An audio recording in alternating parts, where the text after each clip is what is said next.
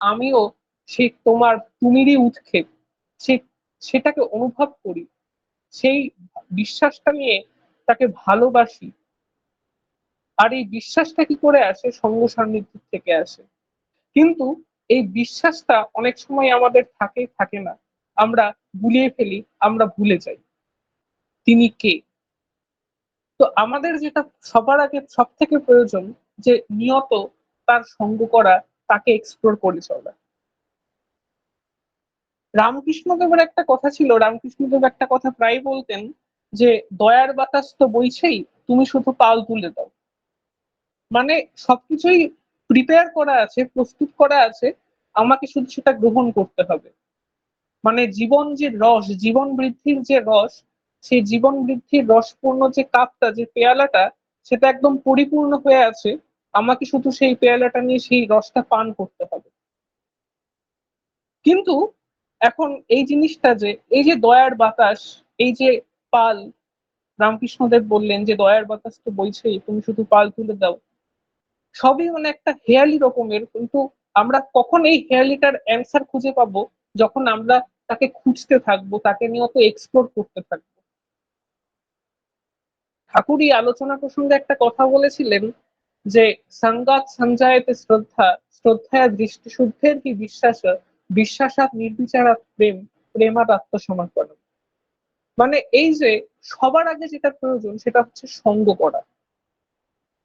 ঠাকুর সত্যানুসরণের প্রথম যে লাইনটা বলেছিলেন, যে সর্বপ্রথম আমাদের দুর্বলতার বিরুদ্ধে যুদ্ধ করতে হবে, সাহসী হতে হবে, বীর হতে হবে।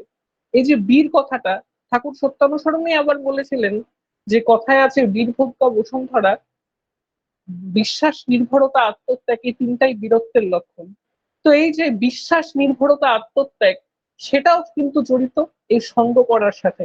কারণ ঠাকুর বললেন যে সঙ্গাত সঞ্জায়তে শ্রদ্ধা, যখন আমি সঙ্গ করব, তাকে এক্সপ্লোর করব, তখনই আমার মধ্যে বিশ্বাস আসবে। বিশ্বাস আসার পরই নির্বিচারিতা আসবে, আমার জ্ঞান চক্ষু খুলে যাবে। এবং নির্বিচারিতা আসার পর প্রেম আসবে, প্রেমের পর আসবে আত্মসমর্পণ, আমি নিজেকে সারেন্ডার করব। তো আমরা কিন্তু এই খুঁজতে খুঁজতে আমরা কিন্তু তার সন্ধান পেয়েছি। আমরা সবাই নিজেদের জীবনে আদর্শ রূপে শ্রী শ্রী ঠাকুর অনুকূল চন্দ্রকে পেয়েছি। এখন আমাদের যেটা প্রয়োজন, যে তার প্রতি বিশ্বাস, তার প্রতি নির্ভরতা, তার প্রতি আত্মত্যাগ। বিশ্বাস জিনিসটা কি?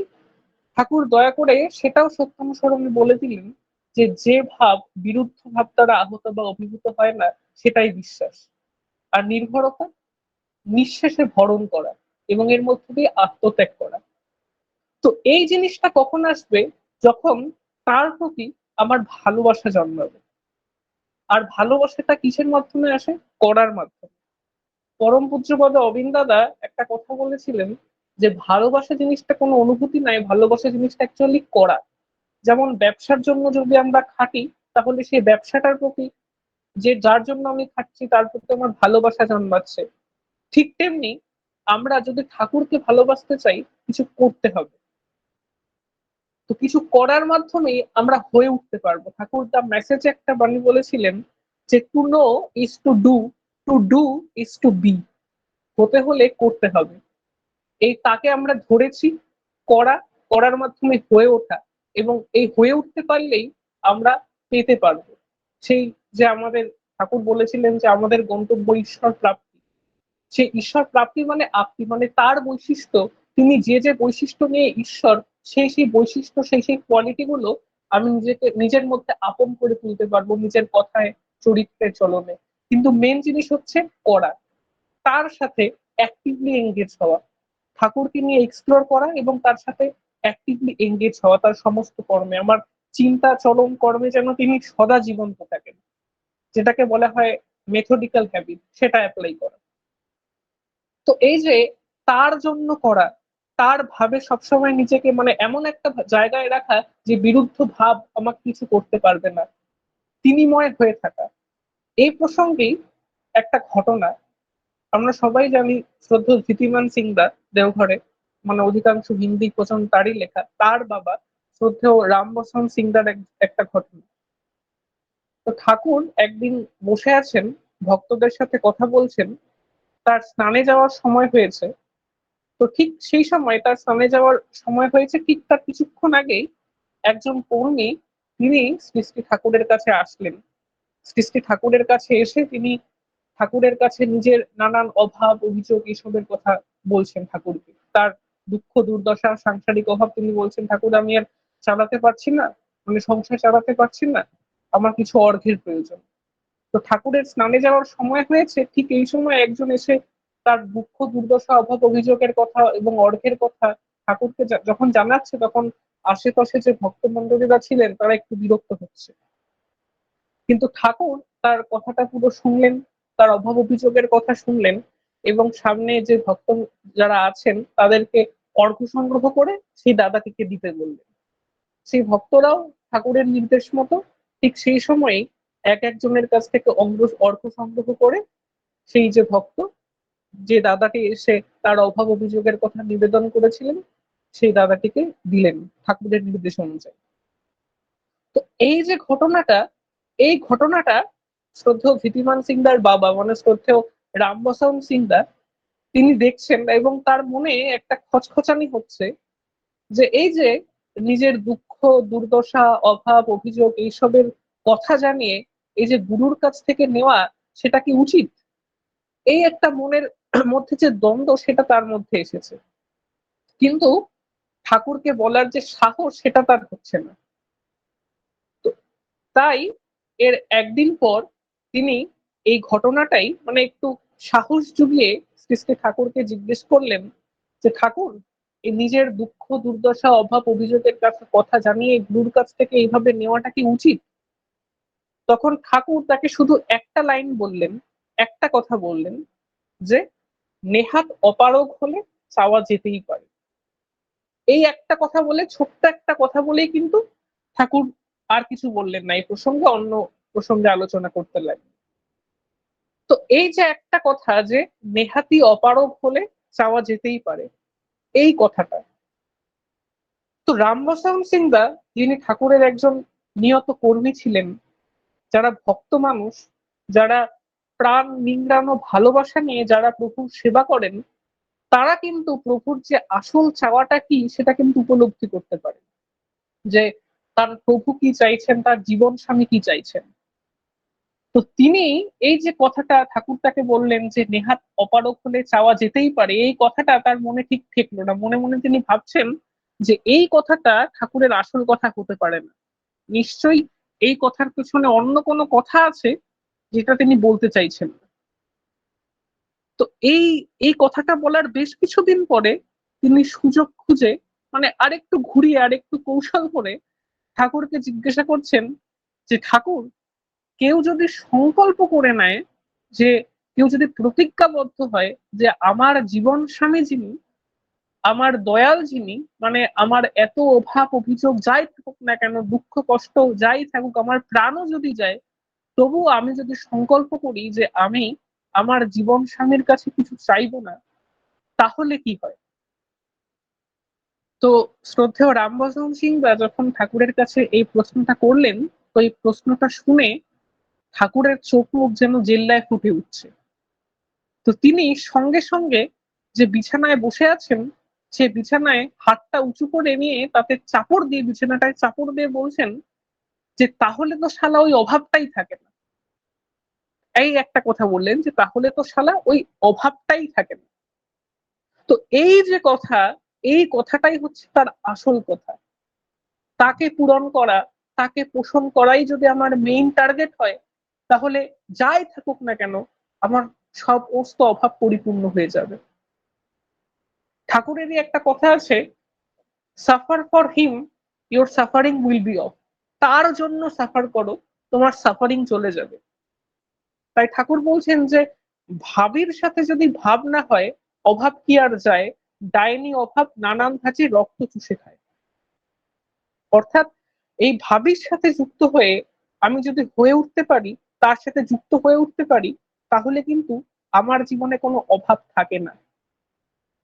তো আমাদের যে প্রয়োজন এই অভাবের সময় তার সাথে যুক্ত হওয়া, অভাবটা প্রয়োজন। ঠাকুর সত্যানুসরণে বলছেন যে অভাবে পরিশ্রান্ত মুনি ব্রহ্ম বা ধর্ম জিজ্ঞাসা করে নতুবা করে না।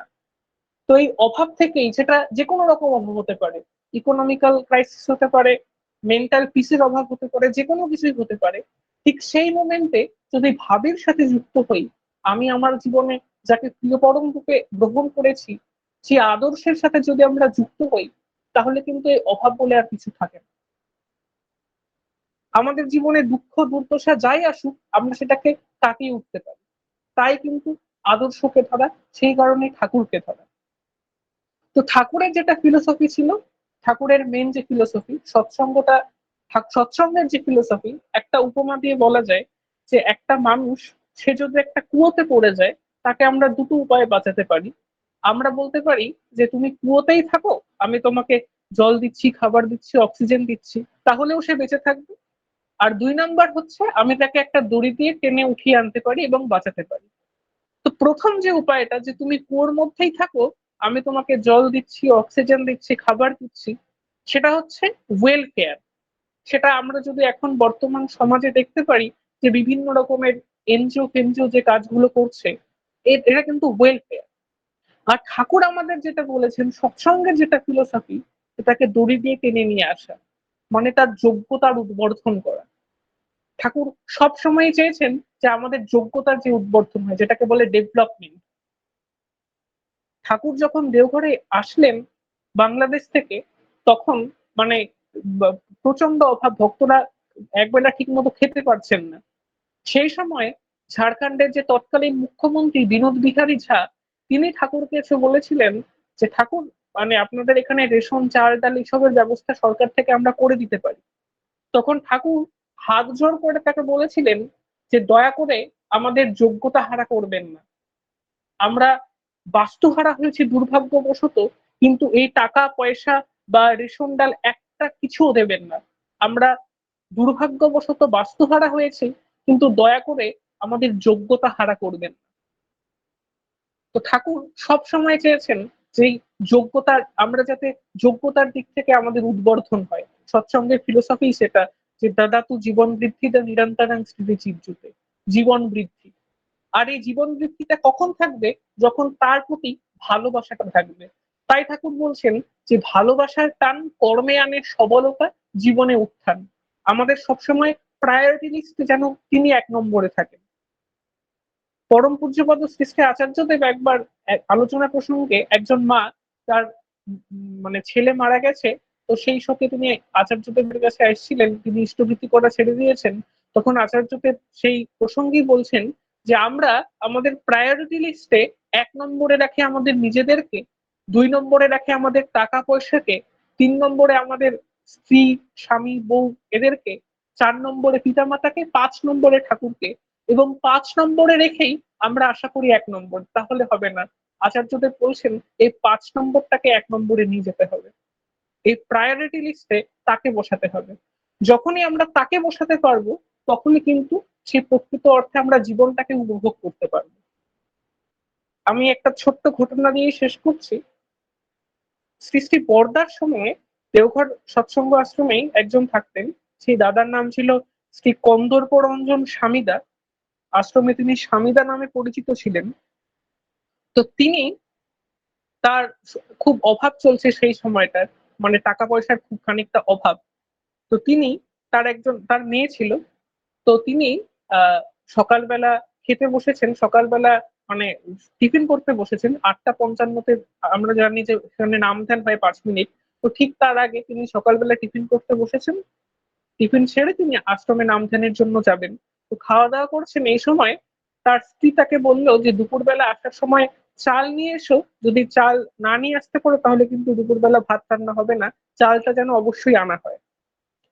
তো সেই কন্দর্পরঞ্জন স্বামীদা 8টা 55-তে নাম ধ্যান, তো ঠিক তার আগে আশ্রমের আশেপাশেই কয়েকজনের কাছ থেকে ধার করে সেই সময় 50 টাকা নিয়ে আশ্রমে তিনি যান নাম ধ্যান করার জন্য। মানে 50 টাকা তিনি ধার করেন একজনের কাছ থেকে। তো সেই ধার করা টাকা দিয়ে পরে তিনি নাম ধ্যান করে চাল কিনে নিয়ে যাবেন বাড়ির জন্য, এমনটা ভেবে তিনি আশ্রমে যান। তো ঠিক 8টা 55-তে নাম ধ্যান হয়, 5 মিনিট নাম ধ্যান হলো, তারপর সঙ্গীত পরিবেশন হলো সৃষ্টি বর্দার সান্নিধ্যেই। তো সৃষ্টি বর্দা সেই কথা প্রসঙ্গে, সেই মানে নাম ধ্যানের পর বলছেন যে আশ্রমে একজন মেয়ের বিয়ে, তারই একজন মেয়ের বিয়ে তো সেই সময় বরদা কি করতেন, মানে আশ্রমের যে সকল মেয়ের বিয়ে হতো তাদের বিয়ের জন্য কিছু অর্ঘ সংগ্রহ করে বরদা তার বাবার হাতে তুলে দিতেন। তো বরদা বলছিলেন যে আশ্রমে তার এক মেয়ের বিয়ে, এর জন্য যাদের যাদের মেয়ে আছে তারা প্রত্যেকেই যেন কিছু কিছু অর্ঘ তাকে দেয়। তো কন্দর্পরঞ্জন স্বামীদা, তারও মেয়ে আছে, তো তিনি যে 50 টাকাটা ধার করে নিয়ে এসেছিলেন চাল কেনার জন্য, তিনি সেই 50 টাকাটা শ্রী শ্রী বরদার কাছে দিতে যাচ্ছেন, সেই সময় শ্রী শ্রী বরদা বলছেন যে আমি ভাঙা টাকা নেই না, পুরো টাকা তুই দে। তো তারপর তিনি বাজার থেকে আরো 50 টাকা ধার করে সব মিলিয়ে 100 টাকা শ্রী শ্রী বরদার কাছে দেন, যে যে মেয়ের বিয়ে সেই মেয়ের বাবাকে দেওয়ার জন্য। শ্রী শ্রী বরদা সেই অর্ঘটা করে গ্রহণ করেন। এরপর সেই স্বামীদা তিনি বাড়ি ফিরে আসলেন, চাল তখনও কিনেননি কারণ তার কাছে আর টাকা নেই। তো তিনি যখন খেতে বসেছেন, তাকে ভাত বেড়ে দেওয়া হলো, তিনি ভাত খাচ্ছেন স্নান টান করে। তখন তার স্ত্রী তাকে জিজ্ঞেস করছেন যে তুমি যে ভাত খাচ্ছ তুমি তো জিজ্ঞেস করলেন না যে চাল কোথা থেকে এলো। তখন স্বামীদা তাকে বলছেন যে নিশ্চয়ই বাড়ির স্ত্রীরা যখন অল্প পরিমাণ চাল বাড়িতে থাকে, সেই অল্প পরিমাণ চাল থাকতে থাকতেই হয়তো এনে দেয়, মানে স্বামীকে বলে দেয় যে আরো চাল নিয়ে আসার জন্য, সেরকম কিছু একটা ঘটনা হয়তো হয়েছে। তখন তার স্ত্রী বলছে না, বাড়িতে একদমই চাল ছিল না, কিন্তু সেই সময়, তখনকার সময়ে সৎসঙ্গ ফিলান্থ্রপির যে কেশিয়ার, সেই দিনই 1 বস্তা চাল তিনি নাকি তাদের বাড়িতে এসে দিয়ে গেছেন। কারণ কি? কারণ সেই যে তখনকার সময় সৎসঙ্গের ফিলান্থ্রপির যে কেশিয়ার, তিনি নাকি গতদিন মানে গত রাতে স্বপ্ন দেখেছেন যে ঠাকুর তাকে বলছেন স্বামীর বাড়িতে গিয়ে 1 বস্তা চাল দিয়ে আসার জন্য। তো এই ঘটনা শুনে সেই স্বামীদা এবং তার স্ত্রী খেতে বসে কান্নাকাটি শুরু করলেন তার বয়ার কথা থেকে। তো ঠিক সেরকমই ঠাকুরকে যদি আমরা 1 নম্বর প্রায়োরিটি লিস্টে আমাদের সবকিছুতে রাখি, ঠাকুর কিন্তু আমাদের সমস্ত সাফারিং এভাবেই অফ করে দেবেন। তো তাই ঠাকুর বলছেন যে suffer for him, suffering will be of. তাই শেষে ঠাকুরেরই ধৃতি বিদায়না গ্রন্থের 303 নম্বর একটা বাণী, সেটা করে আমি শেষ করছি, যে ঠাকুর বলছেন, আরো 5 মিনিট। আচ্ছা আচ্ছা, তো ঠাকুর সেই বাণীতে বলছেন যে অন্ন পানাদির জন্য উদ্ব্যস্ত হয়ে ওঠো না, পরিদেহ কিছুর জন্যও নয়, বরং ঈশ্বর প্রীতির উৎকণ্ঠায় আগ্রহ উচ্ছল হয়ে ওঠো। দেখো না পশু পাখিরা কেমন তোর সৌন্দর্যে শোভান্বিত হয়ে থাকে, তারা তো সঞ্চয় করে না, চরে করে খায়, আর তাতেই তারা পোষণ পুষ্ট থাকে। দেখো না জলায় পদ্মগুলি কেমন ফুটে থাকে, যার জীবন অতটুকু স্থায়ী, ঝরে যায়, শুকিয়ে যায়, পড়ে যায়। ঈশ্বর যদি তাকেও অতখানি সুন্দর করে তুলতে পারেন, তার প্রতি তোমার অদম্য প্রীতি কতখানি করে তুলতে পারে তা কি পরিমেয়? তাই খাওয়া পড়া নিয়ে উৎকণ্ঠ উদ্ব্যস্ত হইও না, পরমপিতা জানেন কার কি প্রয়োজন, আর বিনায়িত বৈধি চলনের মাধ্যমে সবাই তা পেয়েও থাকে। তাই তাকেই অন্বেষণ করো, প্রতিটি যা কিছুতে তারই অনুভূতি সম্পন্ন হও, দেখবে তুমি যা চাও তোমাকে উপচে পরিবেশেও তা বিস্তার লাভ করবে। তাই কালকে কি হবে তার জন্য ব্যস্ত বাকি হয়েও না, আজকে যা করবার তা নিখুঁতভাবে করো, তোমার কৃতি অনুগতিকে স্বতঃস্ফূর্তা রেখে উপাসনায় অর্থান্বিত করে, দেখবে তোমার এই চলনে কালকের সমস্যাও সমাধান হয়ে উঠবে তোমার যত্নে যত্নশীল হয়ে। অর্থাৎ ঠাকুর এখানে যেটা বলতে চেয়েছেন যে এই যে প্রকৃতির এই যে জগৎ, সেখানে কিন্তু মানুষ ছাড়া আর কেউ সঞ্চয় করে না। ঠাকুর একবার কথা প্রসঙ্গে বলছিলেন যে প্রকৃতির এই জগতে মানুষ ছাড়া কি কখনো সঞ্চয় করতে দেখেছিস? আমরা যদি দেখি পাখি, তারা খাদ্যের জন্য সকালবেলা বের হয়, বাচ্চার জন্য খাওয়ায়, দিনের শেষে বাসায় ফিরে আসে। রাস্তার ধারে একটা যদি জঙ্গলি ফুল দেখি, সেও হয়তো এই বেলা ফুটে উঠবে কিন্তু পরের বেলায় মরে যাবে, কিন্তু ঈশ্বর যিনি, তিনি এত অপরূপ ভাবে এত সৌন্দর্য নিয়ে তাকে সৃষ্টি করেছেন, কিন্তু হয়তো একবেলাই তার জীবন। তাই ঠাকুর বলছেন যে আজ যদি তাকে নিয়ে এইভাবে চলো, তাহলে আজ যেমন চলতে পারো বিহিত ভাবে, আগামীকালও যদি এমনি ভাবে চলো, এইভাবে নিরন্তর চলার মধ্য দিয়ে জীবনের শান্তি স্বস্তি তুমি লাভ করতে পারো। তাই যেটা আমাদের যেটা প্রয়োজন, তার জন্য কিছু করা, তার জন্য ত্যাগ স্বীকার করা। এই প্রসঙ্গে ছোট্ট একটা ঘটনা মনে পড়ছে, রামকৃষ্ণদেব আর ঈশ্বরচন্দ্র বিদ্যাসাগরের। তো রামকৃষ্ণদেব ঈশ্বরচন্দ্র বিদ্যাসাগরকে কথা প্রসঙ্গে একদিন জিজ্ঞেস করছেন যে তুই তো মহান পণ্ডিত মানুষ, তুই তো অনেক কিছু পড়াশোনা করেছিস, তুই গীতার যে সারমর্ম তা একটা শব্দ বলতে পারবি? বিধুবতীদা, তখন বিধুবতীদা, বিধুবতীদা। তখন ঈশ্বরচন্দ্র বিদ্যাসাগর তিনি বলছেন যে এই যে এত বড় গীতা তার সারমর্ম আমি একটা ওয়ার্ডে কি করে বলবো? তখন রামকৃষ্ণদেব বলছেন তুই গীতা শব্দটা বারবার বলতে থাকবি। তো গীতা শব্দটা যদি আমরা বারবার বলতে থাকি যে গীতা গীতা গীতা গীতা মানে ত্যাগই, ত্যাগ কথাটা আসছে। তো রামকৃষ্ণদেব বলছেন ওই যে ওই কথাটাই হচ্ছে মূল কথা, গীতার মূল কথাটা হচ্ছে ত্যাগ। রামকৃষ্ণদেব বলে যাননি ত্যাগটা কার জন্য, কিন্তু পরবর্তীতে শ্রী শ্রী ঠাকুর আমাদের কাছে আসলেন, তিনি বলে গেলেন ত্যাগটা হবে তার জন্য, সাফারটা হবে তার জন্য। আমরা একটা কথা, আমরা হিন্দিতে একটা গান শুনেছি যে জব কোই নেহি হ্যায় সাথ তব খুদা হ্যায় ইয়ারো, মানে যখন কেউ সাথে নেই তখন খুদা, তখন ঈশ্বর আছেন। কিন্তু ঠাকুর আমাদের শিখিয়ে গেলেন জব সব কোই হ্যায় সাথ তব খুদা হ্যায় ইয়ারো, মানে জীবনের সবকিছু যখন পরিপূর্ণ সেই অবস্থাতেও, জীবনের সবকিছু যদি ঠিকও থাকে সেই অবস্থাতেও প্রায়োরিটি লিস্টের 1 নম্বরে ঠাকুরকে রাখা। আর সেটাই কিন্তু পরম পূজ্যপদ আচার্যদেব, পরম পূজনীয় অবিন্দ আমাদের নিরন্তর শিখিয়ে যাচ্ছেন। আমরা যদি তাদের নির্দেশ অনুযায়ী দীক্ষাপত্র সমীক্ষার কাজ করে এবং জীবনের প্রতিটি ক্ষেত্রে সেই মেথডিক্যাল হ্যাবিটটাকে ফলো করে তাকে প্রায়োরিটি লিস্টের 1 নম্বরে রাখি, তাহলে কিন্তু সেই সাফারিংটা আমার সাফারিং মনে হবে না, সেই সাফারিংটা অফ হয়ে যাবে এবং আমরাও সে নিরন্তর জীবন বৃদ্ধি এবং স্থিতিবাহী চেতনার লাভের পথে আরো বৃদ্ধি তরণ নিয়ে অগ্রসর হতে পারবো। আমার সময় শেষ, সকলে ভালো থাকবেন। জয় গুরু। জয় গুরু। আমার স্নেহের অমিত, অসাধারণ, মানে কি বলবো, অসাধারণ কথা বললো। প্রত্যেকের মনের কথা এটাই হওয়া উচিত যে আসলে সাফারিং, তার জন্য সাফার করতে হবে। তিনি, আমার অমিত বলল যে তিনি অনন্ত, তিনি অসীম, তার সঙ্গ করতে হবে, তার কাছে আত্মসমর্পণ করতে হবে।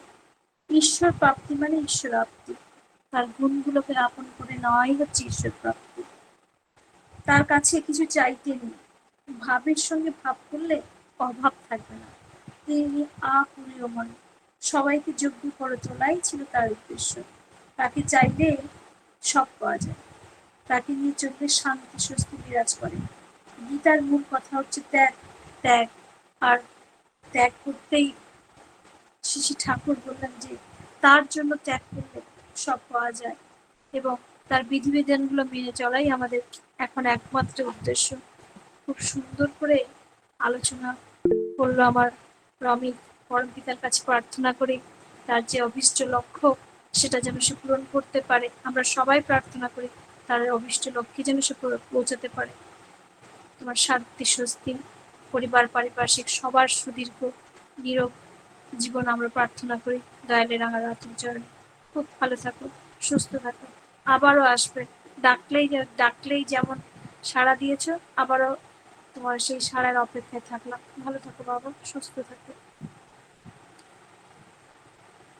এখন ভক্তিগীতি পরিবেশন করবেন আমার শ্রদ্ধেয়া রমা পালমা। জয় গুরু। জয় গুরু মা, জয় গুরু। জয় গুরু। পরম প্রেমময় শ্রী শ্রী ঠাকুরের শ্রীচরণে আমার অবমিলম্বিত প্রণাম জানাই। উপস্থিত সকল ইষ্টপ্রাণ দাদা মায়েদের আমার শ্রদ্ধা ভরার আনন্দিত জয় গুরু জানাই এবং যথাযোগ্য স্থানে প্রণাম। জয় গুরু সবাইকে।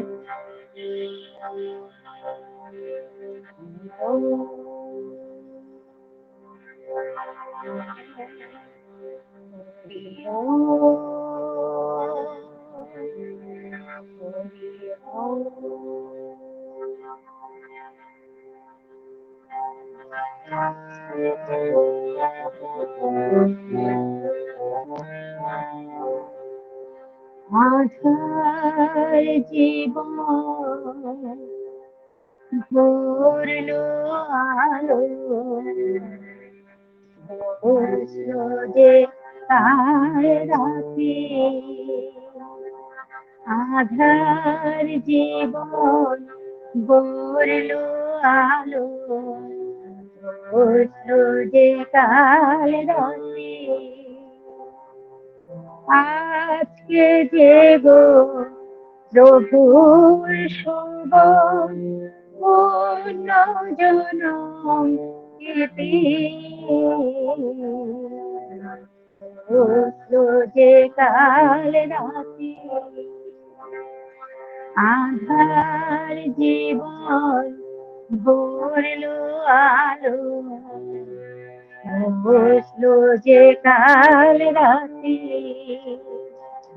আজকে যেব প্রভুর শুভ পূর্ণ জনম তিথি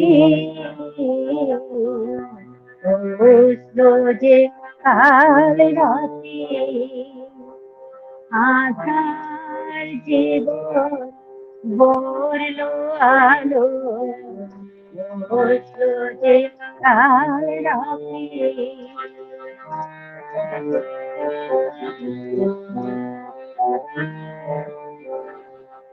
কাল নবমী বললো যে তুমি সার্থক ভাবনা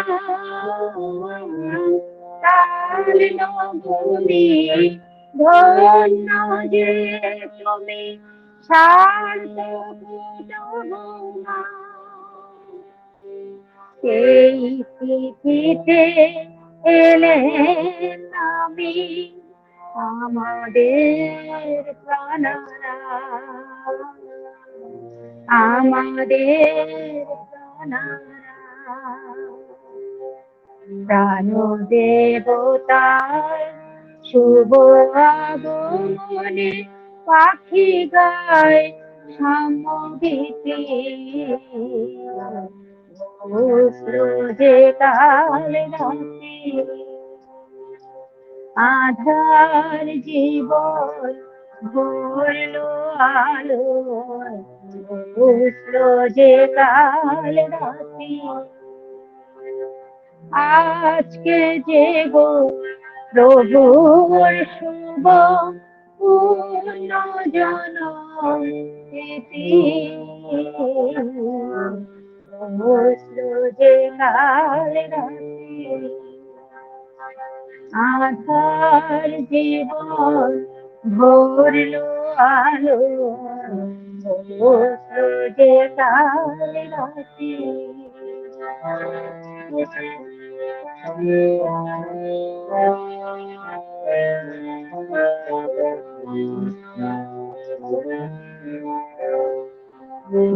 ভাদ্রের নদী ভরা জলে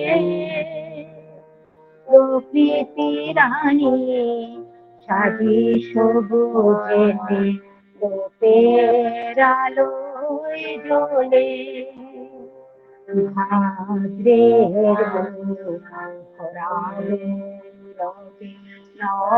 নদী ভরা জলে প্রকৃতি রানী সাজি সবুজেতে রূপের আলোয় জ্বলে হৃদয় সবার নাচে আনন্দে হৃদয়ে সরে হৃদয় সবার নাচে আনন্দে হৃদয়ে সরে দিনমণি হাসে কতই খুশিতে সোনার কিরণ ছড়ায় সোনার কিরণ ছড়ায় পদ্মে পুষ্পে শুভে মন্দির জলে দীপাতি যে কাল রাতে আধার জীবন ভরলো আলো বসলো যে কাল রাতে আজকে যেব প্রভুর শুভ পূর্ণ জনম স্মৃতি, বসলো যে কাল রাতি, আধার জীবন গড়লো আলো, বসলো যে কাল রাতি, আধার জীবন ভরলো আলো, বসলো যে কাল রাতি। জয় গুরু মা, জয় গুরু। জয় গুরু মা, জয় গুরু। অপূর্ব, জয়। অপূর্ব, অসাধারণ। আমার রমা পালমা সঙ্গীত পরিবেশন করলেন। আমরা সত্যি সত্যি সমৃদ্ধ হলাম। আসলে তাল নবমীতে কেন এলেন? আমাদের এই বেতাল মানুষকে তালে নিয়ে আসার জন্যই তিনি তাল নবমী তিথিতে এলেন। আর সেই সঙ্গীত পরিবেশন করে আমাদের প্রত্যেককে সমৃদ্ধ করলেন। অপূর্ব পরিবেশন। পরমপিতার কাছে আপনার এবং আপনার পরিবার পারিপার্শ্বিকের সবার সুদীর্ঘ নিরবিষ্ট জীবন প্রার্থনা করি। মা ভালো থাকুন, সুস্থ থাকুন। আর মা এত ভালো, যখনই ডাকি কখনো না বলতে শেখেন না। প্রায় বিভিন্ন লিঙ্কে প্রতিদিন গান থাকে, কিন্তু না বলেন না, এটা ভাল লাগে। আর শ্রদ্ধেয় অমরদার কথা তো নাই বললাম, অসাধারণ আলোচনা করেন আর খুব ভালো ব্যক্তিত্বপূর্ণ মানুষ, সুন্দর মানুষ বললে যা হয়। দাদা কবে সময় দেবেন জানি না, আমাদের কবে ইষ্ট প্রসঙ্গ, কবে দাদার কাছ থেকে শুনবো। রমা মা, দাদার ফাঁকা থাকলে একটু বলবেন। আগে মা, আগে মা। আচ্ছা, একটু একটু নিবেদন করি। আমার ছোট বউটা হঠাৎ করে এই মানে 4টের সময় থেকে স্কুল থেকে এসে ভাতটা খেলো, খেয়ে একটু রেস্ট নিতে গেছে। হঠাৎ করে আমি একটুখানি রেস্ট নিচ্ছিলাম, আমাকে বলে যে মা আমার শরীরটা কেমন লাগছে। কেমন লাগছে বলতে বলতে হাতটাতে মানে কেঁপে টেপে কিরকম যেন হয়ে যাচ্ছে, মানে ওই প্রস্রাবের ইনফেকশন হয়ে গেছে ওর। তারপরেই তার ছেলেকে ফোন টোন করে ওষুধ টষুধ এনে এখন ওষুধ টষুধ খাওয়ালাম। এখন প্রস্রাব দিয়ে ব্লাড বেরোচ্ছে। একটু নাম করবে তো একটু কি হয়েছে বুঝতে পারছি না। এখন কালকে পরীক্ষা নিরীক্ষা করাতে হবে, ওষুধ সব চলছে। ছেলে যা যা বলছে সব নিয়ে আসছে ওষুধ। একটু নাম করবে তো মা। জয়গুরু, সবাইকে জয়গুরু। জয়গুরু। আচ্ছা, শুধু শঙ্করদা, আশিস দাও আছেন, শুধু আশিস বোদা আর ঋত্বিক দাদা আছেন। দাদা আমরা কি ওনার জন্য এখন 2 মিনিট নাম করতে পারি দাদা? জয় গুরু দাদা। শুধু আশিস দা, আমরা 2 মিনিট ওনার জন্য নাম করি, এত অসুস্থ। আমরা নাম করবো সবাই। একদম একদম। রমা মা, আপনার বৌমার নামটা বলুন। জেনি পাল, জেনি। জেনি পাল। আমরা আগে মা, আগে মা। জয় গুরু মা, জয় গুরু। জয় গুরু।